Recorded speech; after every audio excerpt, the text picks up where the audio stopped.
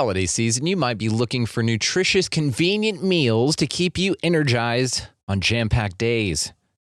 Factor, America's #1 ready-to-eat meal delivery service, can help you fuel up for brekkie, lunch, or dinner with chef-prepared, dietitian-approved, ready-to-eat meals delivered straight to your door. They just drop them at your door, people. You'll save time and eat well. You'll stay on track with your healthy lifestyle while taking all of your holiday to-dos in stride with good meals in the tum-tum. If you're too busy with all this stuff, these meals are easy to get done. They taste great. All you've got to do is head over to factormeals.com/expandingreality50 and use code expandingreality50 to get 50% off. That's code expandingreality50 at factormeals.com/expandingreality50 to get 50% off. A choice right now, between fear and love. It's just a rock. Out of the dark night of ignorance and into the shining light of truth. Expanding reality. A population of citizens capable of critical thinking. We don't see things as they are, we see them as we are. There's a level of reality where everything dissolves into an ocean of energy. We empower our experience by insisting on our authenticity. That's very profound. Very. Expanding reality. Welcome to Expanding Reality. I am your host, Brandon Thomas. On this very special episode, guys, we have Carla Blaha coming by to hang out with us to talk about all of the cool things. Now, Carla is a third-generation intuitive. She is absolutely fascinating and super cool, so you're absolutely going to love her anyhow. But some of the things that we cover include her shared near-death experience with her mom, her not 1, not 2, not 3, but 4 missing time events that are verifiable from witnesses. Also, her spoon bending and some commonalities between spirit, both on a macro and micro level. And this is just a phenomenal conversation. All of the ways, of course, to find her, guys, are going to be located down in the show notes. While you're down there, check out some of our resource links as well. So we have Food Forest Abundance. We have Libsyn if you'd like to start your own podcast. Amazon, if you're going to buy any damn thing at all on that, Feed That Beast through our link. It helps the show. As well as Opus, the Organization for Paranormal Understanding and Support. They're a phenomenal resource and highly encourage anyone that feels drawn to do that to go ahead and contact them, guys. And at least go check the website out. It's located down below. Okay, so while you're doing all that cool stuff, guys, check out expandingrealitypodcast.com. That is where you can find all of the socials, all of the lives are replayed, Too Hot for YouTube. You can find all of the ways to help and donate to the show. If you'd like to contribute some 3D energy to this bad boy, I think there's a few different levels on that, so check that out for sure.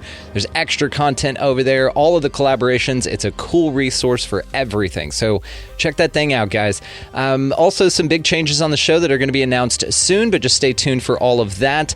And before we get to any of that kind of stuff, I just wanted to tell you all how much I appreciate you listening and reaching out and being so damn sweet. You guys are just a phenomenal audience.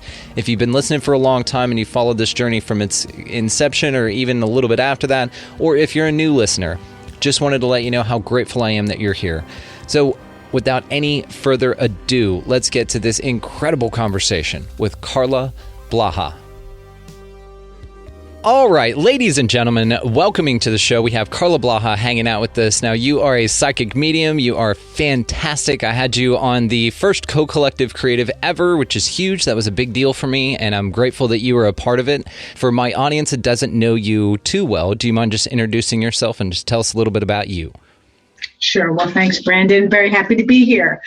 My name is Carla Blaha. I'm an evidential medium. I am a mentor and a coach. I have connected to spirit people for decades, and this is what I do. It is what you do. Third generation intuitive. Do you mind telling us about that? Yeah, I'm the only one that actually did it. My grandmother, who I was thinking about this morning before this, she was born in 1909, so I have a feeling her abilities were probably what was part of her demise in her life. But she was able to read cards and know things, apparently, and we did not come from a culture where that was popular. She was from Vermont. I mean, it was just not a thing, but that was the rumors, and I had seen her read cards, and my mom chose not to go the route. She went into astrology and just had an interest. And she would always say when I was little that Carla's just like my mother. Carla's just like my mother. But she died, my grandmother, when I was 11. So I didn't get to glean any information from her other than observation.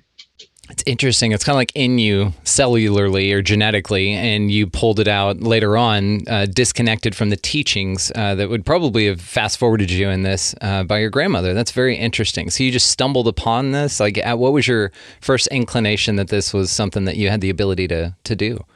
I don't remember, connecting to dead people, because I'm very blunt and just call it that, and people get upset, but connecting to spirit happened much later in life. The intuition and the knowing things, I don't remember not knowing. I mean, my parents used to tell a story of when I was 4 years old that something had happened, and they would tell the story that I knew something about a building that remodeled, and I got upset. And I told them the stairs used to be here, and at 4, a pitch to fit. They asked it was a restaurant, asked the manager, and the manager was blown away because in the original plans, there was a staircase there. So they always talked about me being like my grandmother. Excuse me. At 8, I saw our neighbor gardening until I realized our neighbor was dead. Now, I don't see spirit people. It's happened 3 times. And it's ironic because she was actually like Liz Taylor's stepdaughter-in-law. Like her, it was the coolest connection. And I just thought, Mrs. Todd is gardening, until I realized she was dead. And I shot down at 8 years old down my street, running up my hill, telling my mother I saw Mrs. Todd. My mother's face dropped and said to her friend, "She's just like my mother." So that I remember at 8. It's so interesting because we talk about all kinds of stuff here, and whenever you talk about like ghosts or spirits, and time slips and things like that because you have some missing time, I'd like to talk to you about. But I'm curious do you think that when you're seeing like your neighbor gardening, do you think that you were seeing a dead person gardening in the same lawn at the same time we occupy now, or do you think that you were catching some sort of time loop, some sort of slip in reality? I've never thought of it that way, though. I think about those time loops all the time. As a little girl, I thought I was seeing spirit in front of me, and that scared the hell out of me, and I literally ran. But now knowing a little bit more about timelines and things like that, very possible that could have been it. It's wild to me that there are these kind of like replays, that go on, these loops, these time loops. And you hear this about like the Civil War, areas like Gettysburg. I know that a lot of ghost activity happened there, but people feel that it's just some sort of loop or residue from something very energetic that happened. What are your thoughts on that? I think I'm pretty expanded in my reality. So I do feel that we're either getting it because time isn't linear, as we know. So it's either a loop that's happening or occasional, just think it's happening all at one time. So it's not the same thing replaying necessarily. It's just stepping in and out of something that's maybe not all the time, but individual, if that makes any sense. I don't know. I don't think we're going to know, but maybe we're actually saying the same thing. But yeah.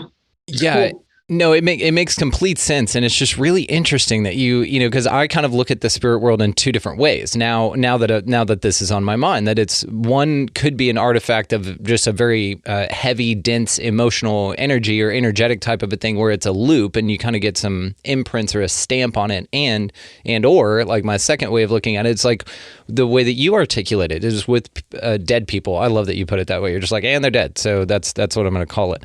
So. With this like difference in this, it's kind of tricky for me whenever I look at this to say, okay, that's a conscious thing that you can interact with, or that's a replay of something that's already happened, but even that has some replay interaction to it. Have you ever heard those stories of Like the one about the three boys, I believe, that walked into their grandmother's house and they saw a ghost sitting in their grandmother's chair, freaked out and ran out of the room. Well, their grandmother told the story about how one day she was sitting on the couch watching TV and then three ghosts walked in the room. And so it's this time loop stamp thing to where one saw the other in their own reality.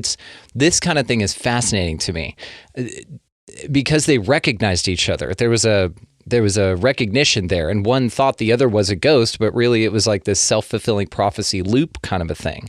Those are wild. Have you ever encountered anything like that or heard of it?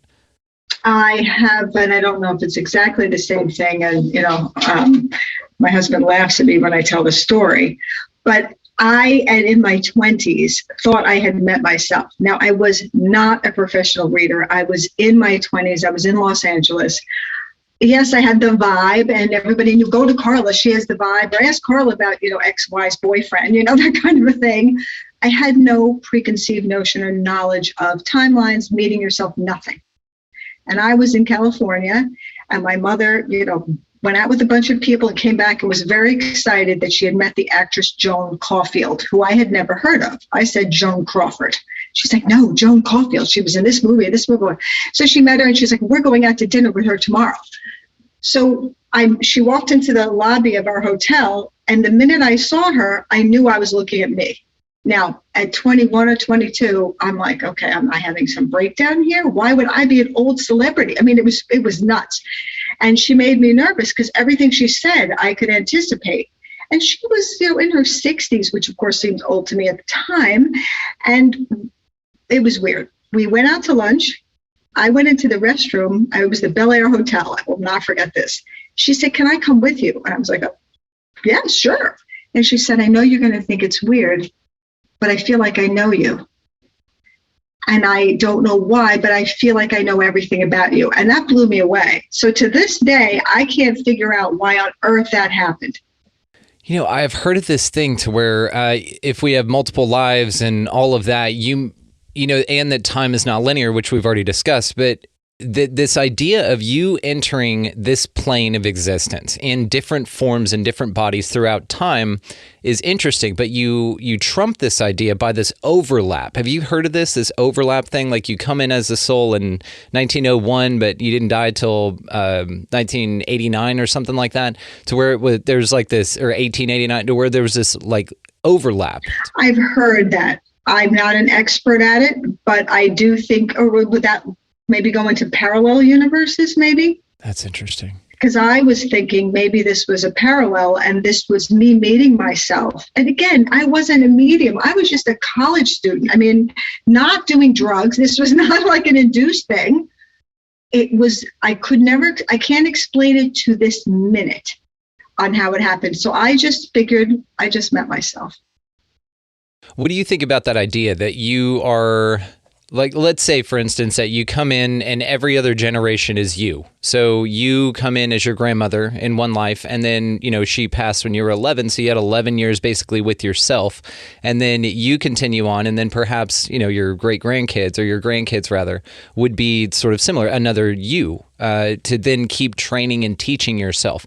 It's like these authors that come up and say, I'm an author, I was inspired by Hemingway. Well, maybe you were Hemingway in one of your past lives, and that's the only damn reason you were an author in this one. Do you think that it goes that deep? I never thought about keep going into the same familial lineage, like you said initially. I do think you can certainly come back and have connection to someone else like Ernest Hemingway, and you might have been them. But I've never considered or heard about coming back in your own familial lineage as somebody else. Yeah, I haven't either. I don't even know if it'd be an efficient way to kind of navigate this place. Like if we're here for these specific things, and you would perhaps want to infer on the other side that, okay, well, if I stay in the family lineage with the genes I picked my parents, I picked my situation, right? And I come into this thing, well, then maybe I can see it through, and then I can be my own grandparent, and then, train myself for the things that I need. I mean, whenever I think of like secret societies and these bloodline lineages and stuff like that, that's what I think of. I think of entities reincarnating into the same bloodline to kind of keep this, whatever they've got going. What do you think about that? That would be the first time I've heard of it. And that's interesting to me because I'm all about the secret society thing too. So I'm, again, expanded. I just am. That's food for thought. It's just so interesting. And the mind just goes. Like anytime I get with somebody like you, I just ask a bunch of just crazy questions that have been on my mind that I don't get to ask everybody else. So tell me about your missing time, if you don't mind. I'm so interested in the concept of missing time. Yeah, it's happened to me, to my knowledge, because I bet it happens more than we think. But I actually had it happen 4 times, and all 4 times were completely documented. I wasn't just me. So if it's just me losing time, I have no one to document it. I won't know that it's been lost necessarily. But I have to pick. I think the story that I'll pick is the first one because that was the most profound. I was driving to Virginia, and I would always pass this specific bridge, call a friend, and she was going to meet me at her condo. I'd say, synchronizing our watches, it's like the old days. What time do you have? 3 o'clock. Okay, I'll leave in 30 minutes. I'll meet you at the condo. So we jokingly did it. It was at this one, we called it the Millie Bridge, this one Mildred somebody bridge. And we did it. I got to her condo. The phones back then were in shoeboxes, the cell phones, okay? So I did not bring my cell phone shoebox into her condo, and I waited and I waited and I waited, and she didn't show up. And I went to, there was a front desk, almost like a hotel. I said, can I use your phone? I called her, and I said, I've been here like 45 minutes, give or take. And she's like, what? I said, were you held up? I'm sitting in your lobby. And she said something to the effect like, you couldn't have because you called me at such and such a time, look at your watch. And I hadn't looked at my watch, and I looked, and I couldn't have made it there because I was something like, I forget what it is now, half an hour. No, it was more like an hour away. And then I waited 45 minutes. So it's an hour and 45 minutes. And it had been 20 minutes. How did I get there? And the man at the front desk, actually, she thought I was kidding. He had to say, no, this lady's thought I was a girl. So she's sitting there, all this time. I have no explanation for that to this day. Okay, well, I mean, I have so many damn questions about this. Do you mind telling us about the second time that it happened? Second time, which isn't nearly as exciting, but it's validating. I was with my husband and 2 of my children on the same darn bridge.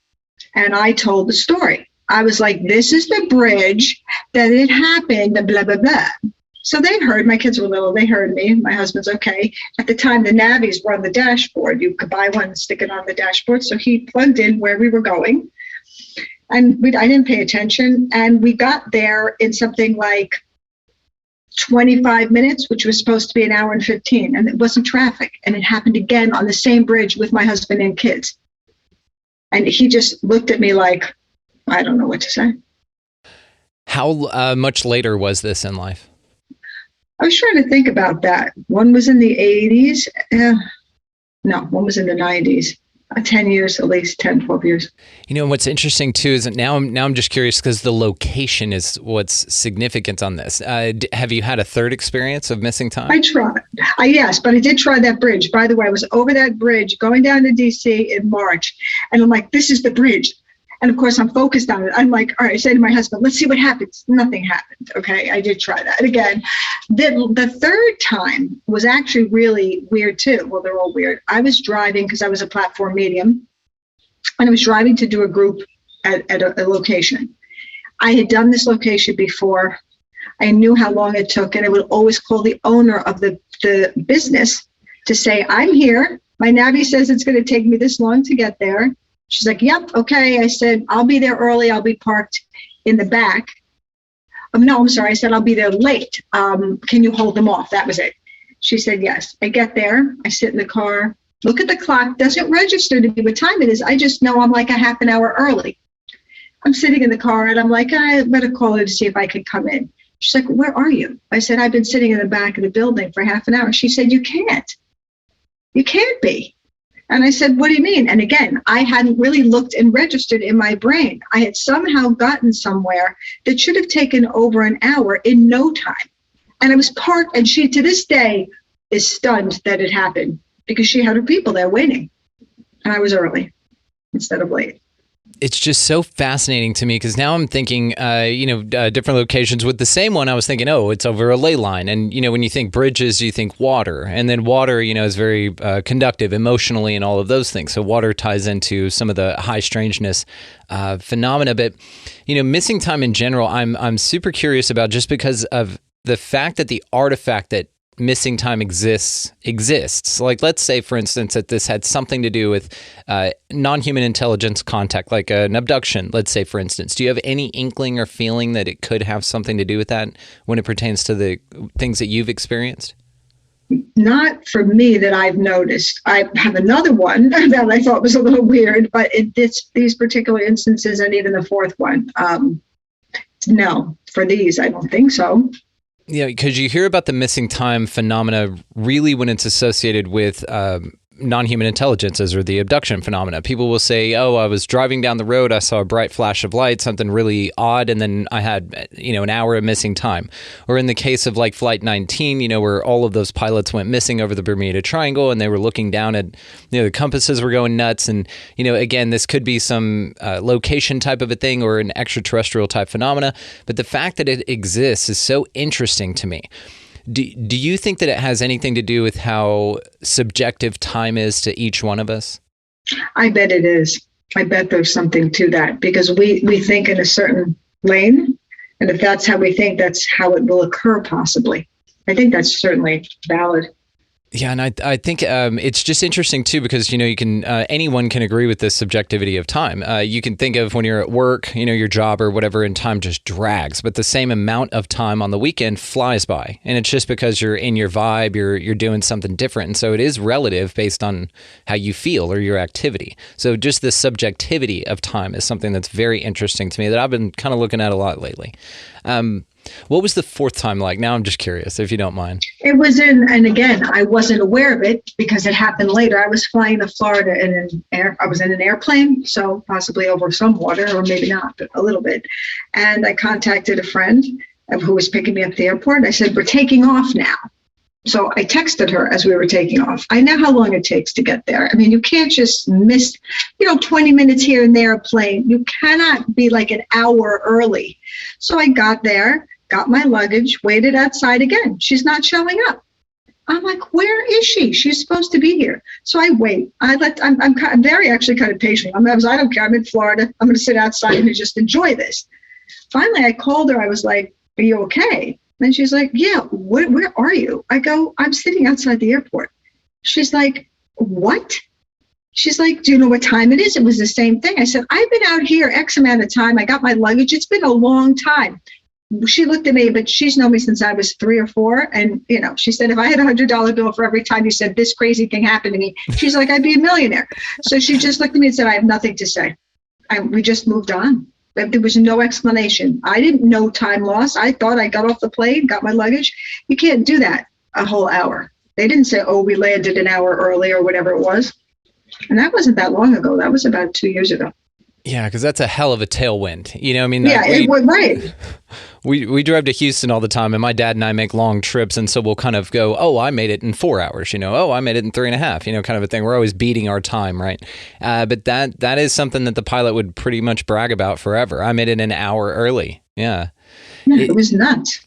It's so nuts. And it's also interesting, just to your point, that all of yours have been validated. They've been something to where somebody was expecting you at a certain time. You got a claim that it was ridiculous that you were where you were in the amount of time that it went by. And so it is interesting that all of them also have been validated, like you said, by somebody else. Just very cool. I don't know. The missing time thing is so interesting to me. I think it's one of those huge puzzle pieces that's here to make us ask questions. It's one of the things that kind of leads us into that something else is going on here. And it's because it's so tangible. It's something so noticeable in your experience, right? I think it happens to a lot more people than what probably happens to us, and we don't know, as I said. But I think there's a lot more on this that people know and maybe don't talk about. Or I just know that there has to be. I completely agree. And it's just so interesting. But conversations like this and stories like yours are helping us break that apart. So let's talk about, you're a psychic medium. So let's talk about what got you into mediumship. Well, there's a story there. I'll give you that. I started out reading intuitively in 1993, but I was a school teacher. So I just did the intuitive readings on the side because I was just like my grandmother, and I did all that tarot training and I did all that. But it was not, back then you didn't go to college for that. So Carla, you have to go to get a college degree. Now you have to get a master's degree. You got to get a real job. So I did all that. And then fast forward, as the universe does, hit you upside the head to stop you.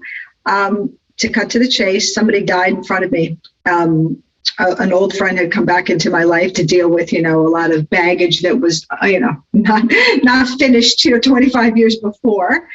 And she actually took her last breath in front of me.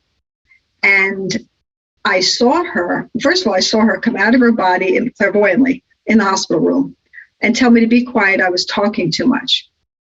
So I kind of wrote that off to, I'm sleep deprived. I'm traumatized by watching someone die who I haven't seen in 25 years, but in the past couple of months, like, why am I here? And I thought, I am gabbing a lot. I was nervous. And I shut up, told her to cross over, just like all my training, because I had read about mediums, studied, done everything, but never thought I was one. And then when I said to her, you can go, and she went through all the process of looking to the side, seeing people, the whole thing you read about, it was crazy. She passes. She also rose up again. I had to cross her over again. It was traumatic. But then it was bad. I had to push it. It was bad. And then I heard in my head, you're now a medium. And I again thought, I'm sleep deprived. I'm under deep stress here. I'm traumatized. A friend calls at that moment and is like, how are you? I'm like, she just died in front of me. And I said, can I have the name of your therapist? It's within one breath. I said, I'm clearly over the edge. And that from that moment, a week later, I had met a medium, like at a store and written a book. I started studying. And within a very few months, I went in a group and I started to become a group medium. And then I just continued to study. I mean, someone had to, huff and puff and blow my house down to get me. And that's what happened. My God, what an interesting story. Okay, so after this initial first time, what was the second time like after you were walking into this with more knowing and awareness?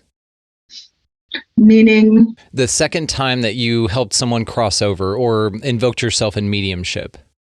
Well, that first one was the one that made me the medium. And then I studied and learned and continued to do medium. That made me a medium. I didn't cross somebody over again until my mom, only 3 years ago. So I crossed her twice, meaning she literally died, took her last breath, was dead, and then fought it and rose up, sat up, and I had to actually push her down. And she was 6 feet tall. This was not a petite individual. Push her back down and tell her, please go, you have to go. That was traumatic. I'm telling you, I thought the whole thing was me just having a breakdown. So this was someone that passed away in front of you. You crossed her over. She then came back into her body and the body physically sat up. I watched it. It's a great question because I wouldn't have thought to add this part in. She crossed over, or I thought, took her breath, saw people, took her breath, and then her heart stopped. I watched her breathing. And then I kind of fell over the side of the bed and started to cry because I hadn't cried before that. You're in full action mode. I heard a moan and a weird thing. And I guess because it's this show, I can easily share this. I looked over and I watched her almost as if something I didn't recognize was inside her, coming from the inside out. And it looked like a horror movie, her face distorted. It was scary to me, which made me sad. And it distorted and as if something was pushing out of her that did not look pleasant. And then I took her and I grabbed her by the shoulders as she started to sit up and I pushed her down. I said, like the movies, go into the light, and she was a Buddhist. So I didn't say, go see Jesus, go see a saint. I just said, go into the light and find those you love. And then she was dead. Oh my God. Yeah, it was a lot. Do you think it's possible that a walk-in stepped in that moment when her soul left? Then do you think that there's kind of a window of time where something else can slip in and reanimate the body, let's say? What I saw, and I had no experience in this, again, I wasn't a medium, I was an intuitive and had stopped to raise children. What I saw did not look positive. I did not, and I will say she had a bit of a tortured life. She was dying due to alcoholism and liver failure. I hadn't seen her in 25 years, but her life was hard. And I don't know what went on in 25 years or what, negative vibration she held. A beautiful soul as a human when we were kids. But what I saw is something I would prefer not to. I saw it one other time. I kind of saw it with my mother. But it's like you don't want to see it. It's like freaky for even me. Okay. Yeah. And you think, the alcohol is an interesting component that it's an added description to the story here, because you think about, like these negative entity attachments, and I'm not sure, your feeling on that. I kind of go one way or another with it, but it's just kind of interesting, because people talk about that if you're an alcoholic, spirit, the word spirits comes from that there's something that latches onto you, and it's a very low vibe thing. And we know this, in society, if it's praised in society, it's probably the opposite of what you should be doing. And we know how glorified alcohol is in our culture. And so when you look at this through the lens of like the control systems here that may be wanting to apprehend you in some way, or, attach these entities to you or feed off of you in some way, then alcohol is a wonderful way to do that. So she may have just had her guard down, energetically, spiritually, and may have had something negative having to do with the result of her choice to consume alcohol for whatever reason. Life, drives people to do all kinds of silly things. But so it could have been some sort of attachment type of a thing. What do you think about that? I think that's certainly a possibility, because if you think just about you or I, if we're having a bad day and we're caught up in our heads, and then we bang our toe and we go, God damn it, and we get all upset, our whole day could go wrong, and that's not a broken toe or a banged up toe. So if you're actually spiraling through addiction or whatever, a kind of, even negative thinking addiction, you vibrate lower. I do think things can, I don't know if it's just lower frequencies, entities, I'm not sure, or a combination of everything. I do think it can happen. What I saw on her face, it was a shock to me. It scared me. I rendered speechless here. It was something else. And something that's always fascinated me is the concept of mediumship in general. Like the reason that human beings need to communicate or give advice to souls that have passed on. We think, in my mind, the way I think of this is that you're kind of very bound in this body.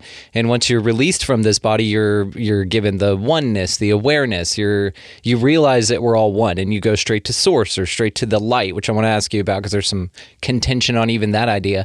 But in my mind, it's just interesting that the people who have passed on and should be 1 foot closer to source than we are, we kind of give them a new perception about how to cross over.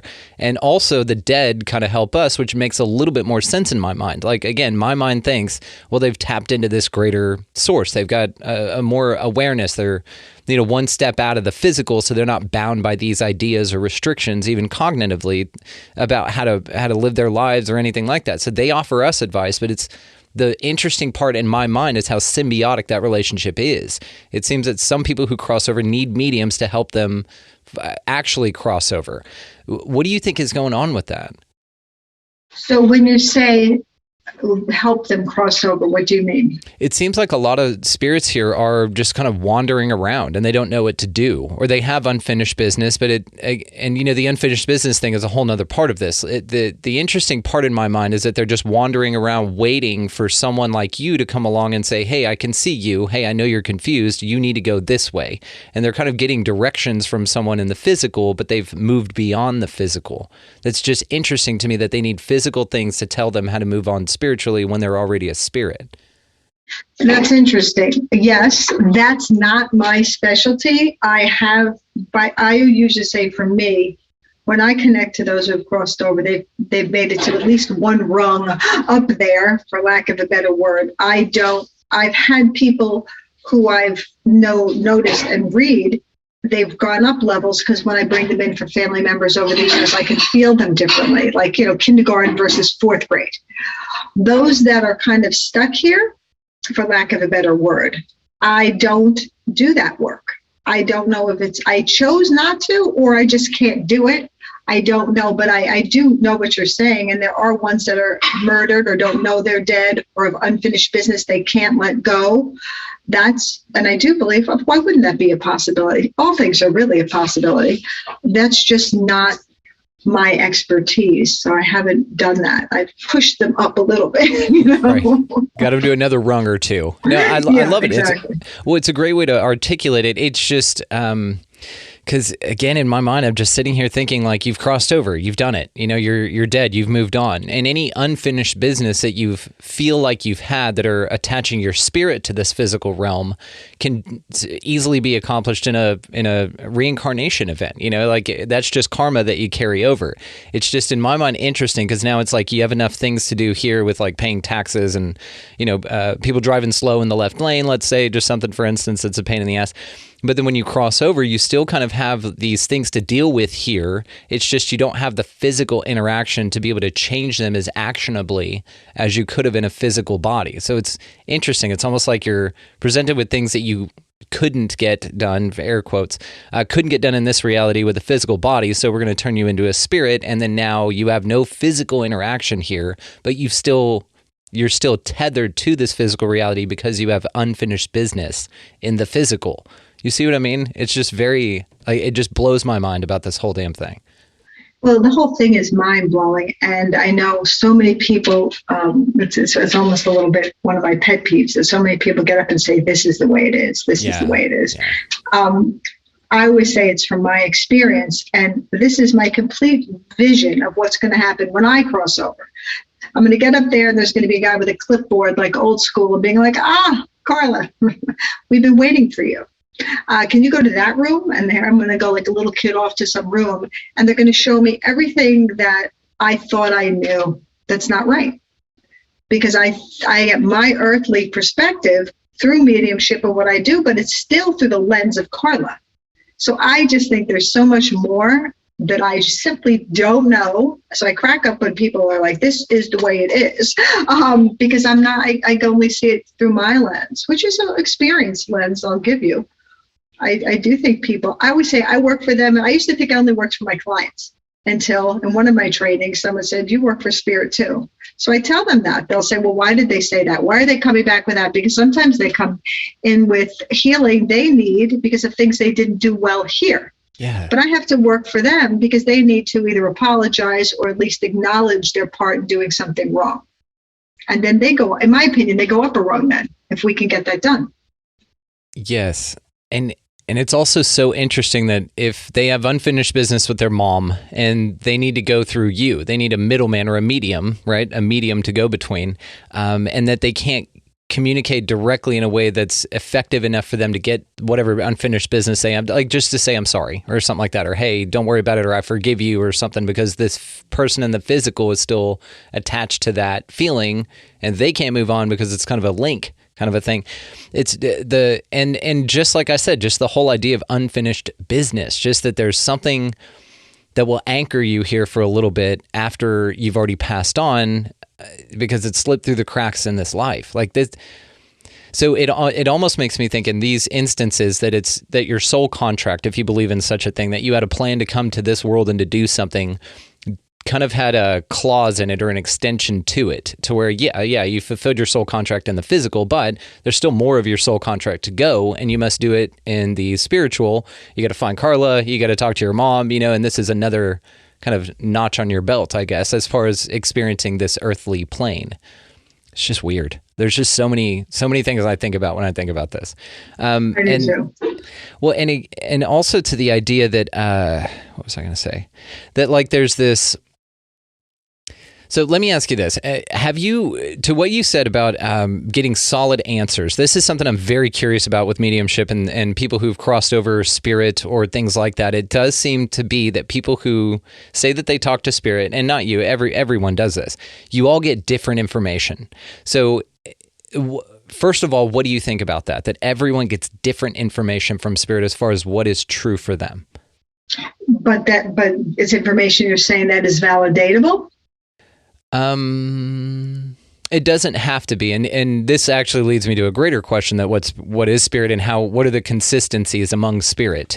Which is something that I wanted to talk to you about. But really, I think what I'm asking is that whenever you look at spirit as an entity, as the source of everything, he doesn't, whatever it is, doesn't solve the flat earth, round earth debate. It doesn't just go, hey, it's round, dummy. You know what I mean? Just forget all that other stuff, forget all these things. The things that are so conflicting here, even for people who talk to spirit, come up with different answers on how to approach it. So even from the higher realms, there doesn't seem to be a consensus reality, right? There doesn't seem to be one way to do things. Or if there is, it's hidden from us, and for whatever reason. So my question is, I guess, do you think that there is a consistency across spirit as far as how it communicates to us and what it tells us? So that's where I didn't understand. When you say spirit, you mean the governing spirit. When I say spirit, sometimes I mean dead people, the spirit person. You're talking about the governing, even them, larger. Even spirits that have crossed over. Like they've crossed over, they've seen the earth from a vantage point that we haven't. So can they just go, oh, by the way, the earth is flat. They've been lying to you the whole time. Or, hey, it's round, so just take your mind off of that. You know what I mean? Something as simple as the debate between flat earth and round earth. Which I've totally been reconsidering, by the way, which is very weird. We can talk about that if you want. I'm new to it. I think there are things that people like myself and other people, we have a consistency, kind of like a base where we hear. But again, I don't think we're supposed to know everything. I think this is all developmental, and there may be some key points that actually work, and it's all learning. I think it's all about learning and changing and evolving. That's just what I think. I think maybe, in 1,000 years, someone else is you and I might have this conversation again and know a lot more than what we know now. But spirit, from my experience, dead people, individuals, when I bring them through, I've always felt that they were not allowed from my experience, to completely tell people everything, because they have to learn. As an example, my father had a out-of-body experience while during surgery. Now, I say this all the time. He was nominated for the Nobel Prize. The reason I bring this up, not to brag, but that's how I grew up. So when I say that is to show you that that's the household I grew up in. For him to have an out-of-body experience, see the surgery, know that it was inoperable, have an experience with God asking him to live or die, I have already lost track of where I was going with this. You're going to have to help me, because I just went back to him. Oh, I got it. Thank you. I was going back to reliving that with him. When he had that, he could not speak. He cried and cried. I'd never seen the man cry a day in his life. And I asked him what it was about. And he said to me, it's all so simple. And he said, it's like a sieve. And I took that like a pasta pot, shake things down. And then I said, could you tell me more? And he's saying this crying, which was free because he's sick and he's unhealthy looking and he's crying. So the whole thing was a lot for a 19-year-old. And he said, no, I can't tell you. You have to learn it for yourself. He told me that he couldn't tell me. The only thing he could say was it was all so simple. I did ask if it were, we had very, very born-again Christian relatives. And they were condemning, us left and right for not being like them. And I was 19 and a little scared. I said, is it like what they say? He said, no. And that's all he told me. Damn. I hear this a lot too, which is super interesting. It's even people who like you and your mediumship practice. Have you come across information for an individual that you were told or even had the intuitive feeling not to tell them yet, like that they couldn't know it yet? Only with that I think are coming to mind, with things that I feel that we can't predict the future entirely. So if I see something that has more of a negative or scary outcome, which I ask not to be told anything unless I can really help a person.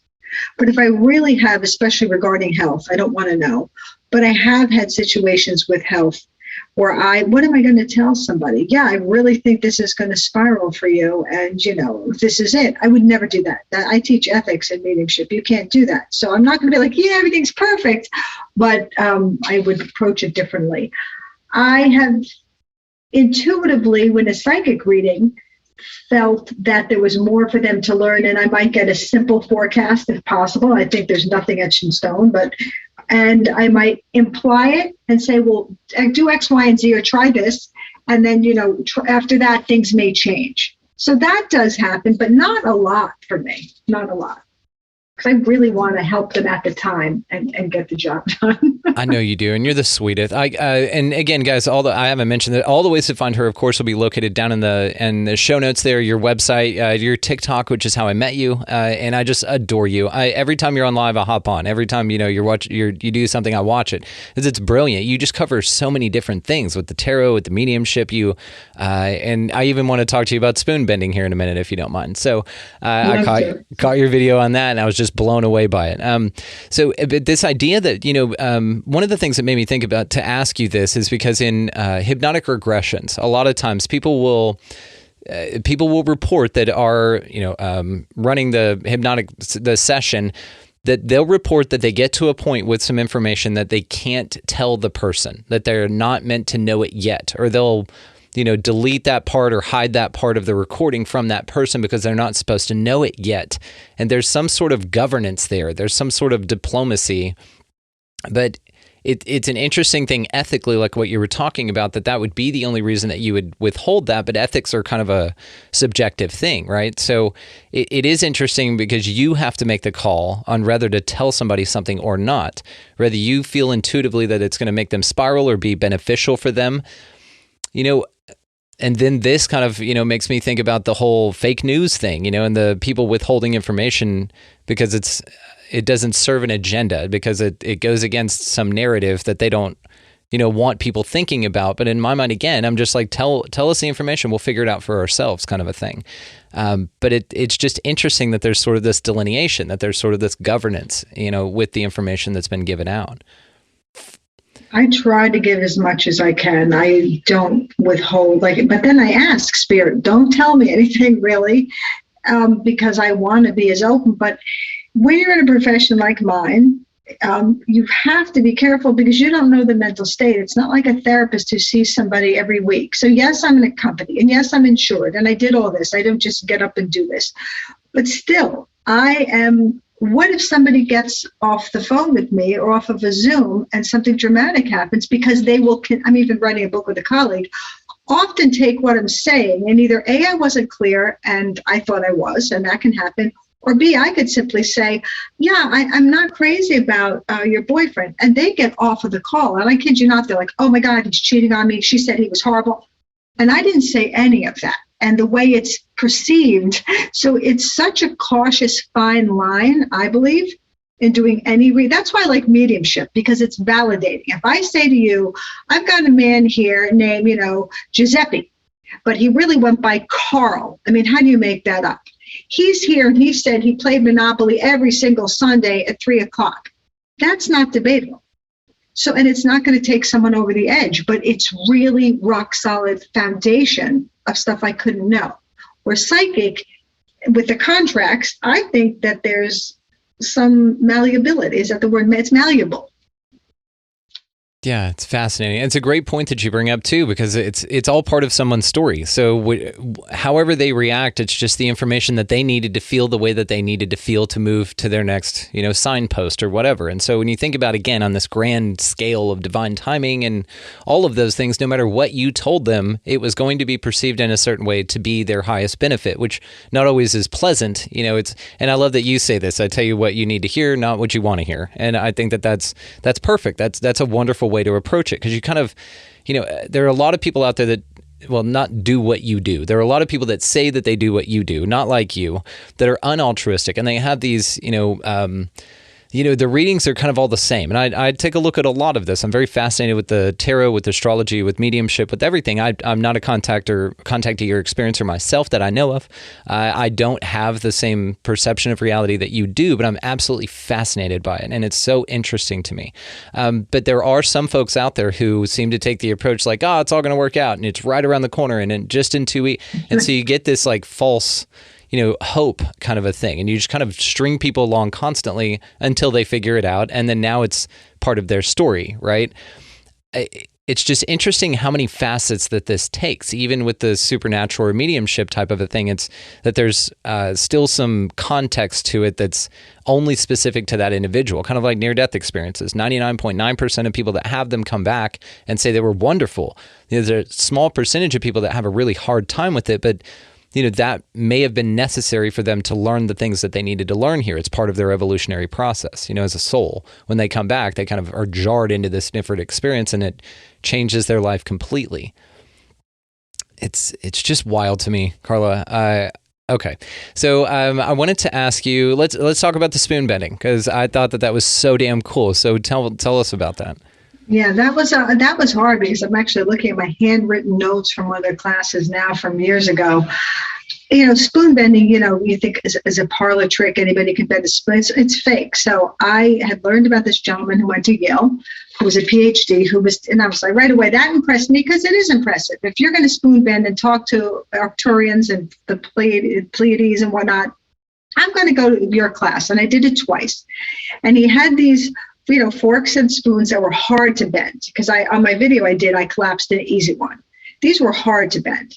And he taught us about 6 different techniques of how everything's energy, and you put your mind, but without the attachment of your energy and body. Because if you focus like spoon bend, or fork bend, and you try it within, you think you're being powerful, but your humanness, for lack of a better word, is getting into it. And you can't do it. Now, I did go into the first class I can do this. I'm a medium, my energy is higher than some people. So this spoon bending thing, if it's real, I'm going to be able to do. My friend next to me collapsed it in seconds. I was like, maybe that class had 10 or 12 people. I was toward the latter part of the group to collapse it at all. And the only way that I could do it the first time was not hold it.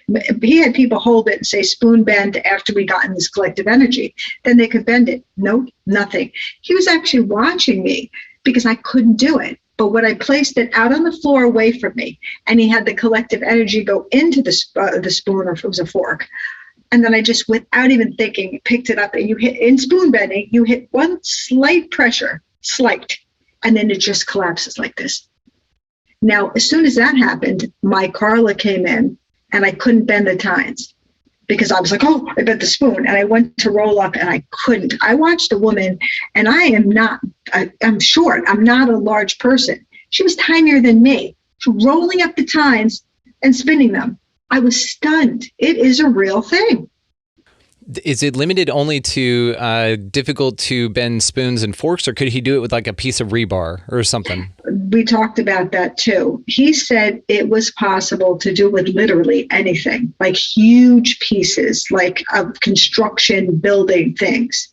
Now, we obviously weren't doing it, and he was speaking from his own knowledge, but his knowledge was very vast.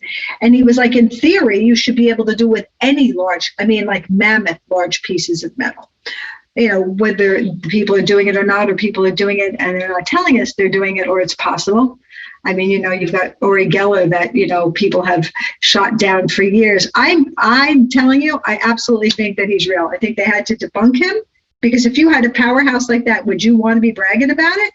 Whether everything he does is real, who knows? But if I can bend a spoon, and at the time my 8-year-old son, I got to bend it, then why couldn't he?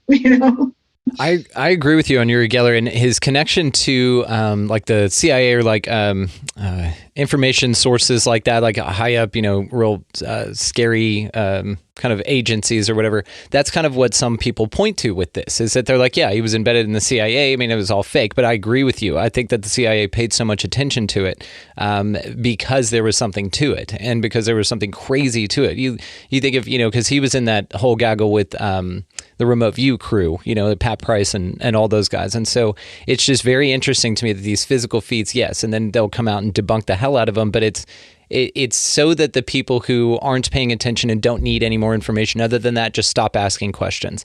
And then they'll kind of point to that as a debunk, false flag type information. And they'll just go with that rather than, entertaining the possibilities, or even just looking at it a little bit further like you did. And I completely agree with this. This also makes me think of that chi or prana, like the hand of fire. Have you ever seen those handprints in the stone? Yep. And somebody put their hand through it. I just can't remember who it was that put their hand through the stone and back. Somebody who's, I think, long ago, but someone living too.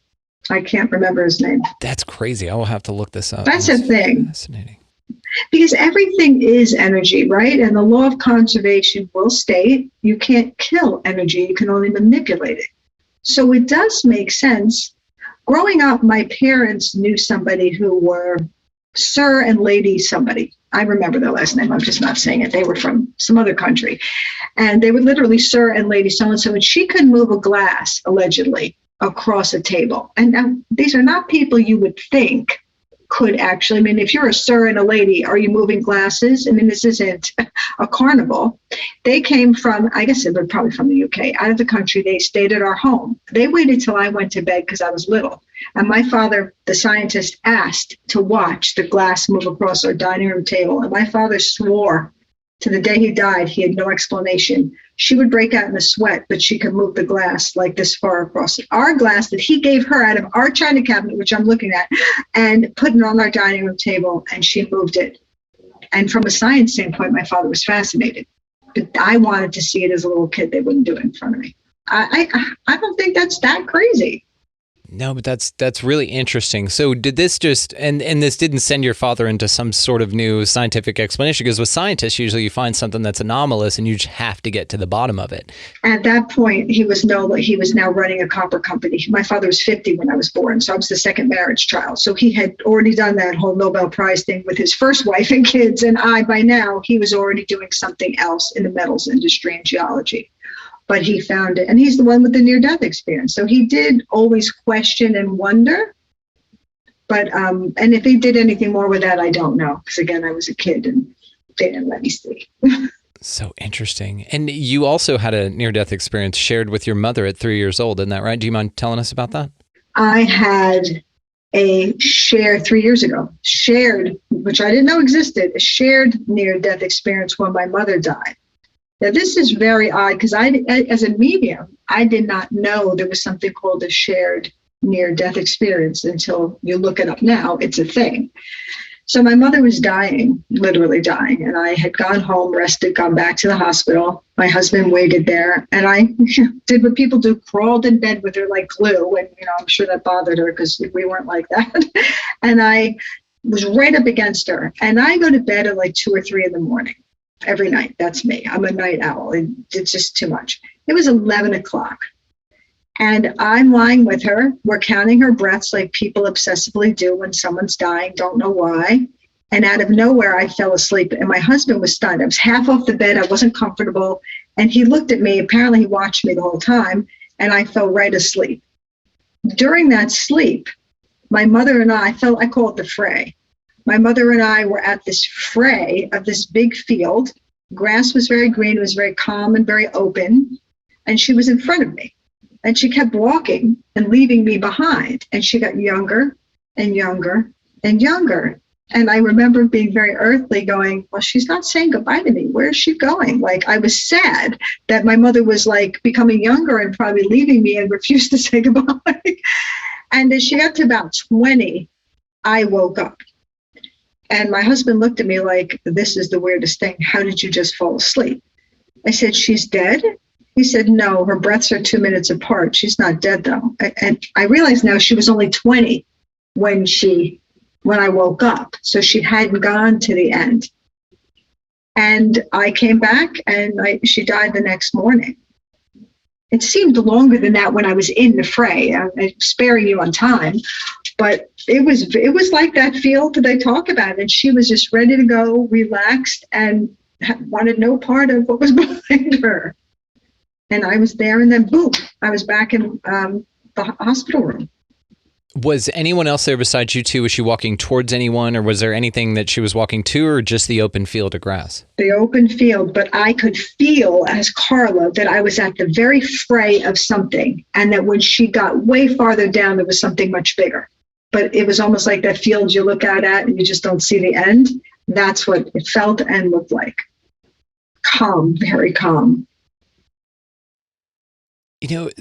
This idea of this in-between or this spot, because you had access to it. You were there, cognitively. Now, when you came back, did you and your mom talk about it the next day or anything? No, where you weren't able to speak with her? No, she was still breathing at 2 minutes apart. I mean, she was dying. It's almost like it prolonged her death. I don't understand why she didn't die right then. She died at like 1, that was 11:30, and she didn't die till about 1 the next day. She fought death. There's a whole entire experience that was bad there.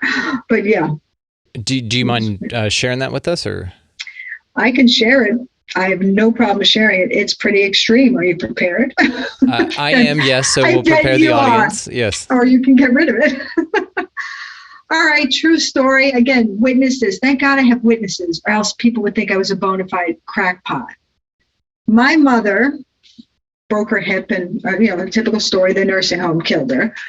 But I noticed when she was supposed to be in rehab for 2 weeks, 3 weeks, that her face took on that look almost like my friend that died. And I used to jokingly say, she looks like the exorcist. I never put two and two together. I was just saying, I don't know who that is. I wrote it off to medication that she didn't need, they were giving her. I wrote it off to everything logical, and I fought for her.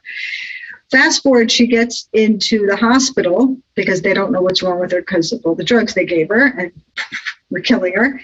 And every time I walked in the room, she almost growled at me. Like, I took it as she was mad that I put her there and she didn't want to be there and all of this. The nurses started saying she doesn't like her daughter. Every time her daughter walks in, she doesn't like her. Then, of course, because it was local, everybody knows what I do for a living. So you had a lot of people of religious beliefs and ethnicities that thought I was bad. So they didn't even want, it was hard. It was a really bad, tough time for me, but it was weird energy. The palliative care, and I say this, Dr. blah, blah, blah, MD, sits me down. I tell her the story of my mother. I start crying a little. She started crying. I made an impact. She came to me a day later and said, I feel your mother, she says actually, does your mother have anything like to repent or some other word or anything she could be holding on to? I said, my mother's the biggest nerd I know, not that I know of. I said, honestly, she's like actually uncool. I don't know. She said, I'd like to say this, I swear. And there was an aide at the hospital who heard it. I'm all about the witnesses. She said, I feel your mother has negative energies attached to her. Now, I almost fell over. I said, what? And she said, yeah, in nursing homes and rehabs, the energy is very low. And I actually looked back to see the MD on her jacket. She said, and what I'm looking at doesn't look human to me. Now, I am now about to fall over, like my mom is dying, I'm an only child, there's my family. I'm like, what?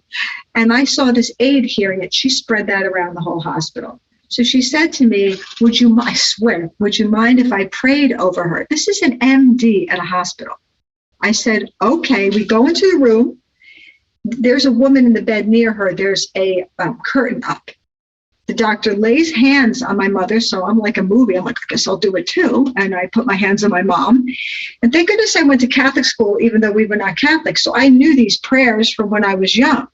So she did the Our Father, the Hail Mary, the Glory Be, and then a bunch of stuff I didn't know. And she actually at one point used the word Satan and said that she cast Satan out of her. I was like, now I know she was a Catholic because I know she told me what church she went to. This wasn't like the Midwest relatives. And she then toned it down and asked for the negative energies to leave my mother. I thought I was living, who would believe this story? Except there were witnesses, the woman in the bed, and then her daughter ran out of the room when she heard this. Weirdly, the daughter coincidentally was from our town. My husband knew her. I learned later she was a Baptist minister. Now I'm a little annoyed she didn't jump in and join the team. Yeah. But I just thought it scared the hell out of her. And she prayed over my mother and she asked us to get the last rite, or now it's called something else, the last rites. So I went to my mother-in-law, big Catholic. We got the priest to come in. We did the anointing of the sick. We did that. And by the next day, my mother was calm, stood up, walked around, which is what happens when you get the anointing of the sick sometimes. And the next day she turned, her face went back into that negative, weird thing. The doctor, it was Palm Sunday. There was a minister, he called him in, a nun, I called them in. I'm like, can you say some prayers? Like I was doing everything. And the next day when she was dying, the doctor came in and said, didn't you do the last rite, the anointing of the sick? I said, I did it, yes. And you could see she looked perplexed, like she saw something. Now my husband was standing there at this point. So he saw this. And I'm like, oh no, she sees something. She goes, do you mind if I pray over her again? I was like, oh my God. So she did, but not as heavily. And then she was drugged and then passed. But that is the experience I rarely tell, but I have no problem telling it because that happened to me. And I have no explanation. I don't even delve in that world. I don't know. Incredible. Thank you. Thank you for sharing that. And it is interesting. You hear a lot of these doctors, these professional doctors, excuse me, that have been doing this for a really long time.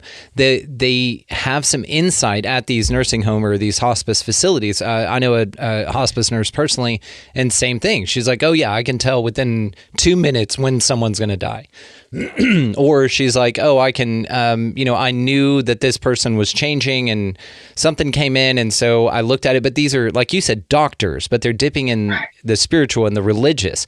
Now, I'm curious about this negative entity attachment. I know you've already told us here that you don't dive into that world. What's going on with that? Why are there things that can attach to us that we need other people who can see them, not us, but other people to come in and clear? Like, how is that part of our experience here? Well, I think when we are low and compromised, like we talked about earlier, whether it's drugs, alcohol, negative thinking, or a person who's being abused at a home, you're vulnerable. So you yourself are not able to get out of it. You can't do it, right? I mean, we can't see the forest through the trees. So then we do need other people to come in to help us. I feel I don't even know. Looking at that doctor's face when she said, "Didn't you get the anointing of the sick?" I'm like, great, that didn't work. I had the most uncool mother in the world, and now you're telling me something bad's happening to her. Yeah. I actually have the woman's phone number, her cell phone number. It's been 3 years, the doctor, and I've often wanted to reach out to her because I'm sure she didn't forget that. But I've been kind of nervous. But I may sometime. Yeah, I'd be curious on a follow-up on that, just to kind of see. And even doing the last rites, like something that, you stepped in and people participated in, even that wasn't enough. Now, do you think that this is just because her vibe was just so low, she was basically just like a putty for any entity that wanted to come in? I think that the last rites, and my mother was not a practicing Catholic, I'll add, but I was getting everybody in there. She did perk up the next day. They all said to me, we have no idea. And this is what also aided to the doctor. They gave her enough morphine, and I quote, to take down a horse. And it didn't budge my mother, who weighed 75 pounds. So to me, that is supernatural in itself. And how did that even happen? So to answer your question, I think it did help her. But then she was either too weak or it's her time to go, or a combination. And she passed because no doctor could tell me what she died of, what went wrong with her, nothing. They couldn't. I have no, heart failure, I think they put. I mean, they just didn't know. Yeah. It's just so interesting. I mean, like I said, just this whole thing, and you're wonderful at talking to about this. So thank you. You're just bringing up all these questions that I haven't gotten to ask anybody else. So thank you. So I'm curious about this go to the light thing. Have you heard about the Archon soul trap, and that, it's all a like you shouldn't go to the light, like that's bad advice, this is just a concept that I've heard of, that basically like when you tell someone to go to the light, that light is basically like a reincarnation trap. And that's how these archons or reptilians, or however you want to put it, kind of anchor our souls here. And that really you're supposed to turn off or not go to the light, rather. Have you heard anything like this? Just sprinklings of it, and probably within the past year or so. I have heard that the light could be a trap, a scam, the scam light. There's so many near-death experiences, as you said, all cultures, all around the world, and they see the light and they go in and they do not have a problem, and it's not fake. So I'm pretty open to anything's possible. So sure, could there be a scam charade go on and try to trick us? Sure, but as of now, I'm sticking with the 95% that find that it's a good thing. Until I hope it is. And I tend to subscribe to that as well. I hope that that's what it is, just like you. Because, yeah, it's interesting. You died, you just went through this, hopefully not a traumatic death, but if you went through something traumatic and then now you're dead, you're on the other side, and now you're like, oh, cool, the only point of light I can see, I've always been told and heard, hey, go to the light, go to the light. And then you go there and then you get reincarnated as some, buddy that lives in India in the 1500s. You're like, what the hell, man? Is this source? Like, what's going on here with this? Yeah, it's like one more thing. It's like one more little gotcha, from this plane of existence or whatever. And so it's amazing that we can be, the idea that we can be bamboozled even in death. That bothers me, that you don't just have this instant awareness. That is the bamboozled the death. That is a that is a whole nother avenue. Yeah, I hope that's not true. But again, almost anything's possible. Let's just hope it's not the majority of the situations. I agree with you, and I share that desire with you as well. So let me ask you this. What the hell do you think's going on here? What do you think this place is? What do you think human experience is all about? Like, what are we doing? Well, I'm obviously always evolving in that. So, 20 years ago, I might have had a hard, fast explanation for that for you. But what I'm learning now is there's a lot more possibilities than we thought. Okay, I do believe we're here to grow and expand. I do. I could be wrong, but why else? I mean, it seems like a logical explanation for me that we are here to grow and expand and experience different things. Now, with the multiple, like the changing of the timelines, like we talked about, or the parallel universes and things like that, no pun intended, that offers a whole nother dimension to what this is. But I think it comes down to evolution and expanding. I do. I just do. And I'm very much now going into this timeline thing and more of the different levels of existence, 5D, 60, 70, 80. I'm trying to learn about all that because I always say, talking to dead people, and I know they're not dead. People argue and be like, they're not dead. I know they're not dead. Okay, I'm talking about the human existence of this is dead. But I have said for years that I almost find it simple. I love it. I adore it. It fuels me. But I think it's just basic compared to everything else that there is. I think that's almost like kindergarten or first grade. And I'm not knocking it. I thrive on doing it. I just think there's so much more expansion. There just is. Yeah, I completely agree with you. This is something I feel as well, that this is just sort of a learning place, and that maybe duality only exists in this place because it's necessary for this experience. And this is how you, kind of sharpen your discernment. And so just like you said, on the other side, you're taken into a room where you're shown all the things that were true that you thought were not, or vice versa. It basically just clears up the idea for you. And then you come here and you forget again, right? So, as the idea goes, It's interesting to me, though, this whole human experience, and then especially when we're talking about now talking to dead people, we're bringing them into the conversation, and they don't really, have much insight to ask from us or offer to us. They really ask us for stuff like, hey, help me, give my mom this key that fell under her bed that she can't find, and then I can cross over. It's just the whole concept of it is just fascinating to me. And this is what makes it so deep and convoluted in my mind, is that there's just so many things to this. I heard a story of a shared death experience between 3 people, and they all, basically died at the same exact time. They all came back, but each one of them had a completely different experience. Like, all of it was fine and pleasant and whatever, but they were met with different entities, some with the family members, some with Buddha, and another with, I think, angels and stuff. But they were met with different things on the other side. They each had a different environment that they were in. They were not with each other, but they all experienced some sort of near-death experience after, they passed, and they came back to talk about it. And then they were kind of comparing stories, and that's when they didn't add up, or that's when they didn't syncopate. And so, this is fascinating to me, like how you have different experiences, even though you experienced the same, car wreck or something, and all of you died for a little bit and then were brought back. What do you think's going on with that?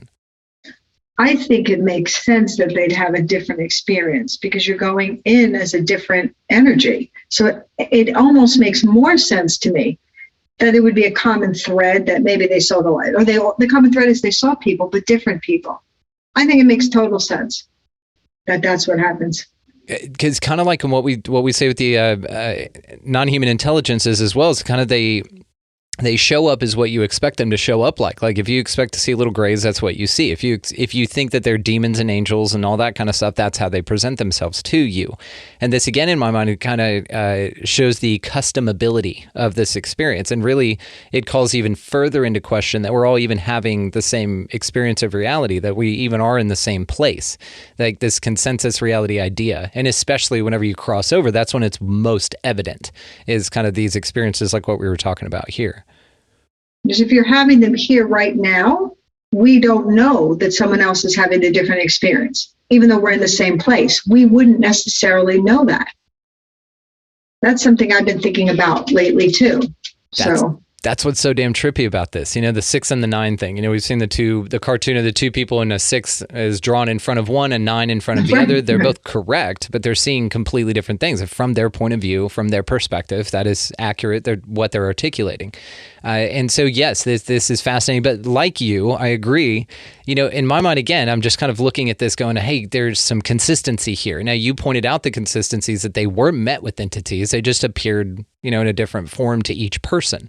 And so, you know, there is some consistencies, but the fact that they're not like identical, like when you know, send somebody over to get their transmission fixed, you go see the same guy. You're like, hey, go see Brian over there. He can definitely hook you up with your car there, and you walk in and it's the same person standing in front of you in this physical reality. It's not Buddha one time and not, you know, an angel the next. It's we, you know, see this Brian as the same person in this place, but on the other side, meeting entities, even though they have similar information, they appear physically different. It's just very interesting. It's just part of this whole mystery.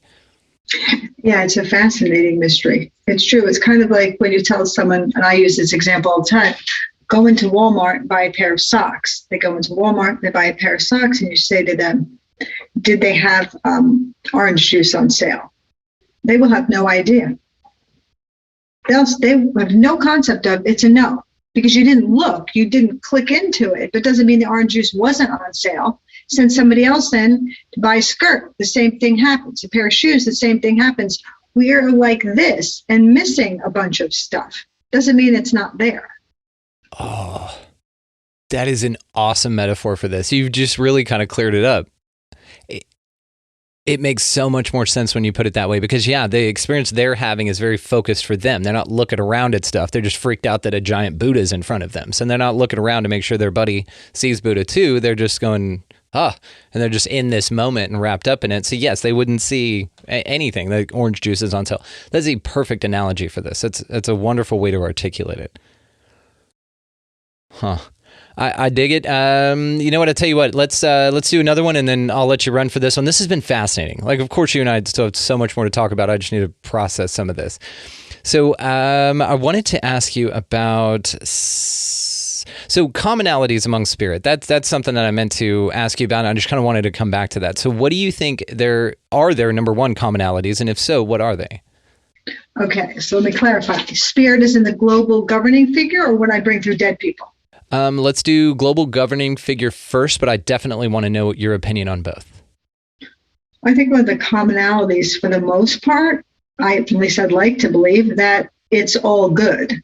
And there's just constant learning that's supposed to happen. And that we are living in an energetic field, and we have more control over, if you will, the word control, over what we can create and how we create it.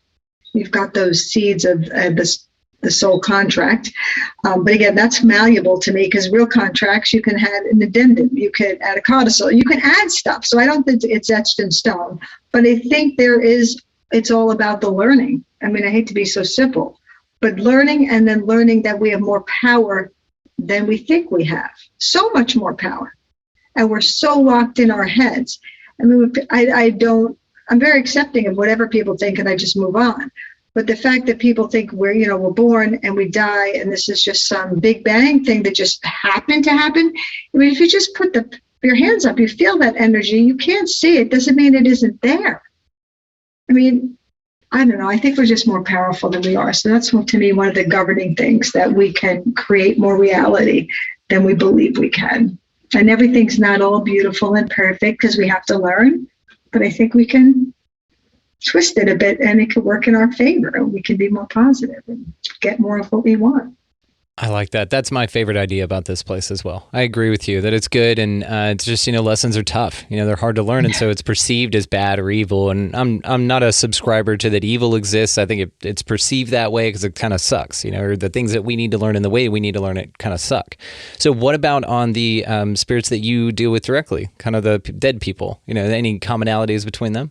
Yeah, I feel that from my experience, I always say to my clients, I'm here to give you the things you cannot guess, Google, or surmise to prove that I've connected to them. Because how would I know? As I gave you examples earlier, how would I know that?